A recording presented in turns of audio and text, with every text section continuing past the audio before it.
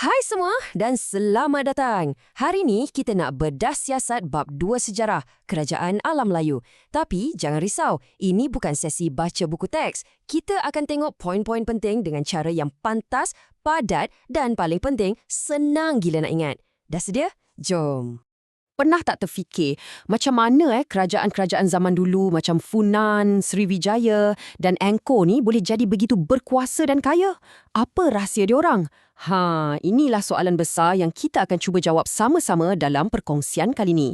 Okey, kita mulakan dengan benda yang paling asas. Mana-mana kerajaan yang hebat, tak kiralah dulu ke sekarang, mesti ada satu benda yang kukuh, sistem pemerintahan yang mantap. Kalau tak ada pentadbiran yang tersusun, semuanya akan jadi kelam kabut kan? Jadi, jom kita tengok macam mana mereka lakukannya dengan begitu berkesan. Konsep utama dia ialah sistem beraja. Bunyinya macam mudah kan? Ada raja, habislah cerita. Tapi kuncinya kat sini, bayangkan ia macam satu syarikat besar. Raja tu CEO lah. Kat ibu pejabat, itu pentadbiran pusat.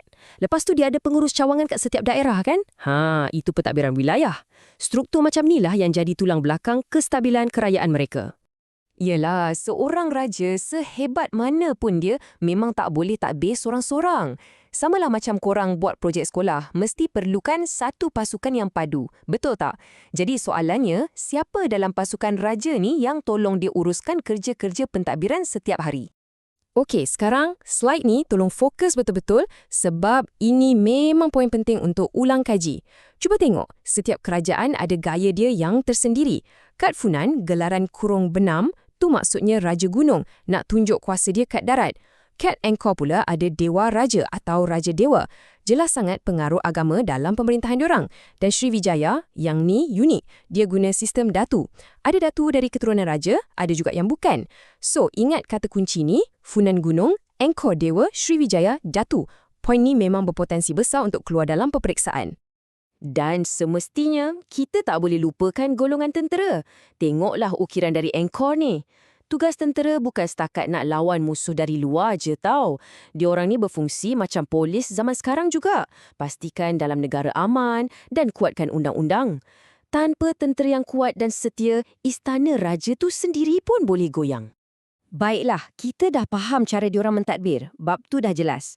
Sekarang, soalan seterusnya, macam mana diorang jadi kaya raya? Ingat, bila pentadbiran stabil, barulah ekonomi boleh maju. Jadi, dari mana datangnya semua kekayaan tu? Jom kita siasat. Senang cerita, ekonomi Kerajaan Alam Melayu ni berdiri atas 4 tiang utama. Macam meja ada 4 kaki, barulah kukuh. Tiang pertama, pertanian. Kedua, perdagangan. Ketiga, hasil hutan dan laut. Dan yang keempat, perlombongan dan pembuatan. Jom kita bedah siasat satu persatu. Teras yang pertama dan paling asas sekali, pertanian. Kenapa? Sebab alam Melayu ni macam menang loteri geografi. Dianugerahkan tanah yang sangat subur, lepas tu bekalan air pula sentiasa cukup sepanjang tahun. Inilah modal semula jadi yang jadi tapak kemakmuran diorang. Dan ini bukan pertanian biasa-biasa tau. Inilah yang menunjukkan betapa bijaknya diorang. Tengok gambar ni. Yang kiri tu nama dia Barai di Angkor, sebuah kolam takungan air buatan manusia yang sangat besar, macam umpangan moden. Dengan sistem pengairan canggih macam ni lah, diorang boleh tanam padi dan tuai hasil 3 hingga 4 kali setahun. Bayangkan, ini satu pencapaian kejuruteraan yang luar biasa untuk zaman tu. Okey, selain daripada sawah padi yang luas, kekayaan diorang juga datang dari khazanah alam yang lain. Hutan tebal dan lautan yang terbentang luas ni dah macam pusat membeli belah semula jadi, membekalkan macam-macam hasil yang sangat bernilai di pasaran antarabangsa masa tu. Cuba bayangkan ni, pedagang dari China dan India sanggup berlayar beribu-ribu kilometer datang ke Alam Melayu. Nak cari apa? Nak cari rempah ratus, herba, kayu wangi. Semua ni barang panas masa tu. Contoh terbaik, kayu gaharu dari Champa. Benda ni sangatlah berharga sampaikan pedagang sanggup bayar dengan perak, timbang berat sama berat. 1 gram gaharu tukar dengan 1 gram perak. Ini dah cukup untuk tunjuk betapa tingginya permintaan untuk hasil dari Alam Melayu. Dan ini antara senarai barangan superstar diorang. Daripada sarang burung yang sampai sekarang kita makan untuk kesihatan, rotan untuk buat perabot, sampailah ke barang mewah macam mutiara dan gading gajah.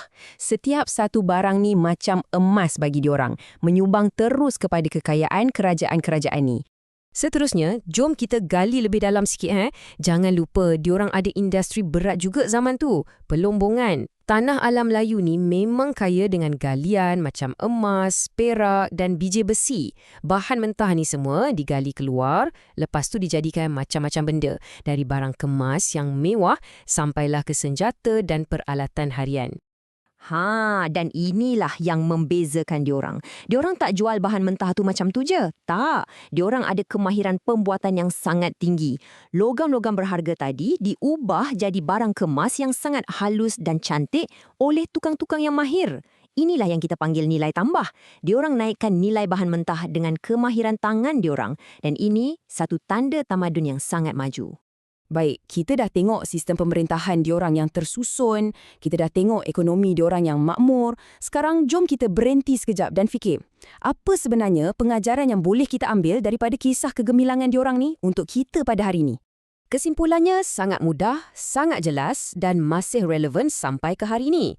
Pemerintahan yang cekap akan cipta kestabilan. Kestabilan pula akan bagi ruang untuk ekonomi berkembang dengan makmur. Dan gabungan dua benda inilah yang akan hasilkan sebuah kerajaan yang gemilang. Ingat formula kejayaan ni, pentadbiran yang bagus campur ekonomi yang mantap sama dengan kegemilangan. Okey, sebagai penutup, saya nak tinggalkan korang dengan satu soalan untuk difikirkan. Daripada sistem pengairan yang canggih sampailah kebijaksanaan dalam berdagang, apa agaknya warisan dari kerajaan-kerajaan alam Melayu ni yang korang rasa masih kita guna atau amalkan hari ni? Mungkin dalam makanan kita, bahasa kita ataupun cara kita berfikir. Cuba kongsikan pendapat korang. Terima kasih banyak-banyak sebab sudi dengar dan kita jumpa lagi dalam kupasan yang seterusnya.